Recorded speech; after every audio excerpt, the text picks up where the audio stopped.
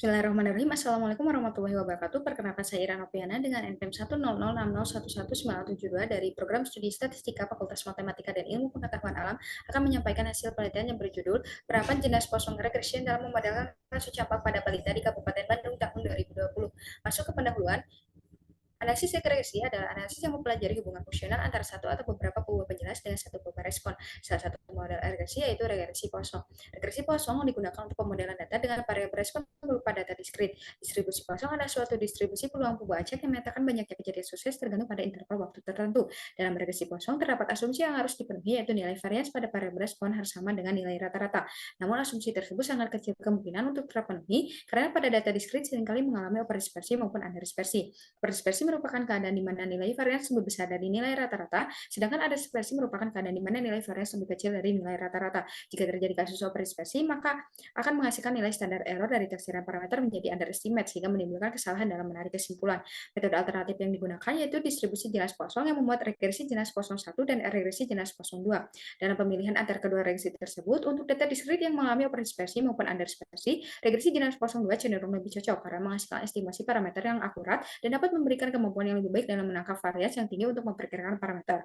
Pada penelitian ini akan mengkaji dan memodelkan kasus campak. Campak adalah penyakit menular. Indonesia menjadi negara peringkat kelima dengan angka kematian terbesar akibat campak. Di Provinsi Jawa Barat, yaitu di Kabupaten Bandung, pada tahun 2020 ditemukan sebanyak 54 kasus. Jumlah tersebut meningkat drastis dibandingkan tahun-tahun sebelumnya, sehingga diperlukan upaya untuk menurunkan kasus campak. Kasus campak pada balita merupakan kejadian yang berdistribusi kosong karena salah satu bentuk data kon dan berpotensi terjadi overdispersi, sehingga dalam pemodelannya digunakan regresi jenis 02.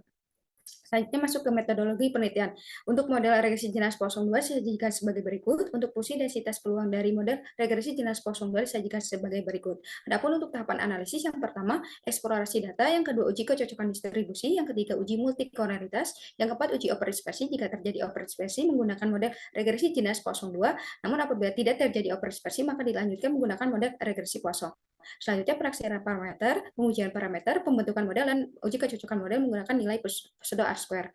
Masuk ke hasil dan pembahasan. Yang pertama, analisis deskriptif. Berdasarkan tabel di atas, menunjukkan bahwa nilai varians banyaknya jumlah kasus campak lebih besar dari nilai rata-rata. Hal ini mengindikasikan terjadinya kasus overdispersi. Adapun berdasarkan gambar, menunjukkan adanya data pencilan pada data sehingga hal ini mengindikasikan terjadinya kasus overdispersi.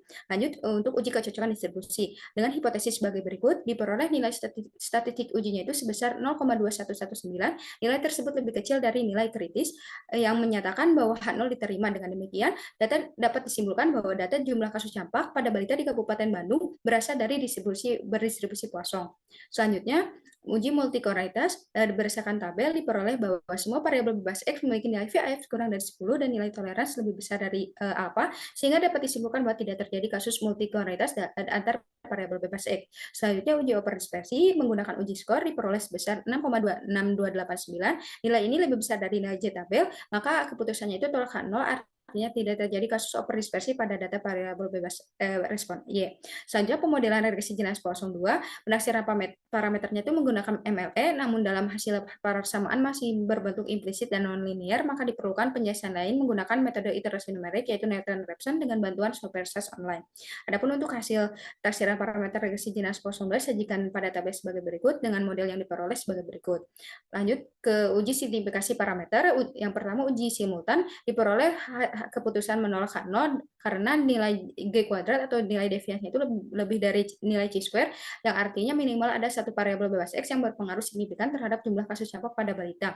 Selanjutnya uji parsial, berdasarkan tabel diperoleh hanya parameter beta 1 yang yaitu persentase imunisis campak dan parameter dispersi yang berpengaruh signifikan, sedangkan parameter lainnya tidak signifikan. Dengan demikian diperoleh untuk model regresi jenis Poisson 2 disajikan sebagai berikut dengan nilai konstantanya itu sebesar 0,207, menunjukkan bahwa jika semua variabel bebas X sama dengan 0, maka rata-rata kasus campak pada balita adalah sebesar 0,8182. Karena hanya parameter beta 1 yang signifikan, maka hanya parameter tersebut yang diinterpretasikan diinformasikan.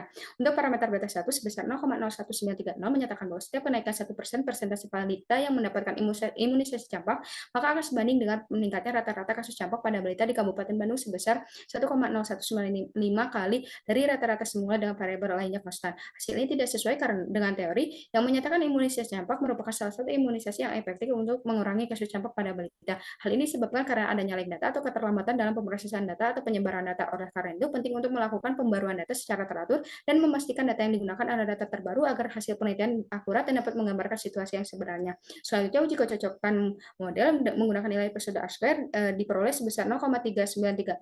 Hasil ini dapat dikatakan bahwa model yang digunakan baik untuk menggambarkan data dalam kasus ini. Selanjutnya yaitu kesimpulan diperoleh untuk model regresi jenis poson 2-nya itu mutopis sama dengan eksponen 0,2007 ditambah 0,01930x1 dikurangi 0,000x2 dikurangi 0,01320x3, di mana x1-nya itu persentase imunisasi campak, x2-nya itu jumlah penduduk miskin, x3-nya itu persentase pemberian vitamin A, dengan faktor yang berpengaruhnya itu imunisasi campak atau x1.